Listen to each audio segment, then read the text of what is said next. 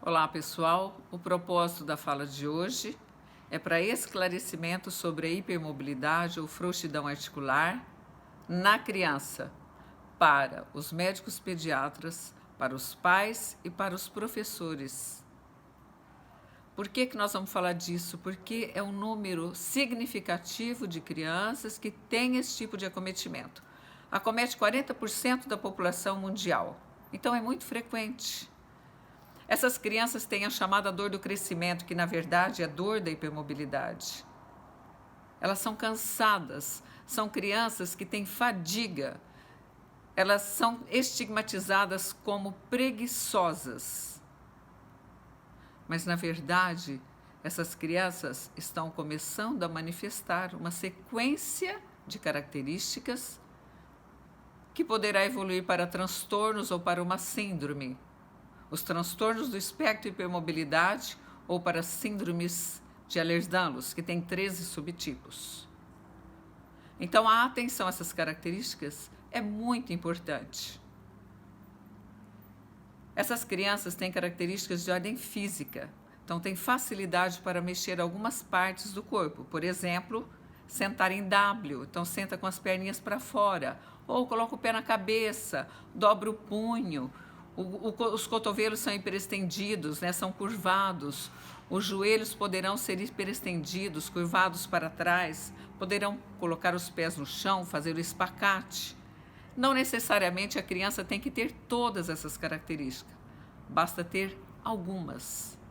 E dentre as manifestações que eu estou falando, basta ter algumas para merecer investigação, porque, em geral, será o defeito dessa proteína, com todas as manifestações graves ao longo dos ciclos da vida.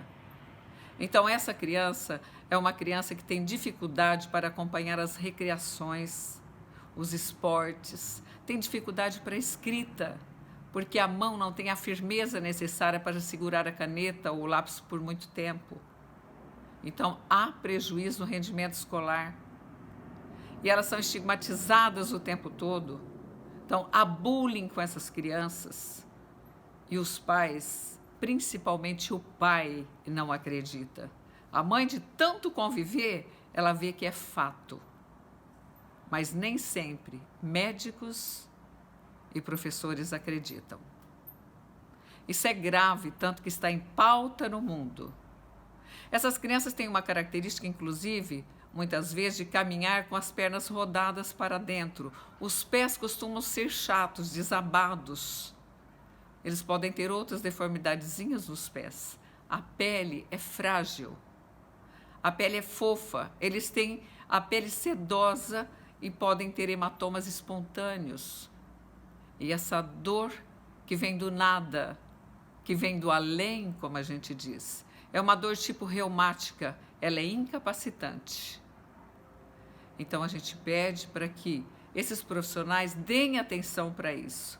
Essa é uma chamada que está sendo feita em vários países.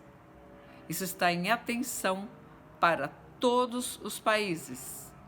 E o Brasil, ele está se destacando nos trabalhos de divulgação.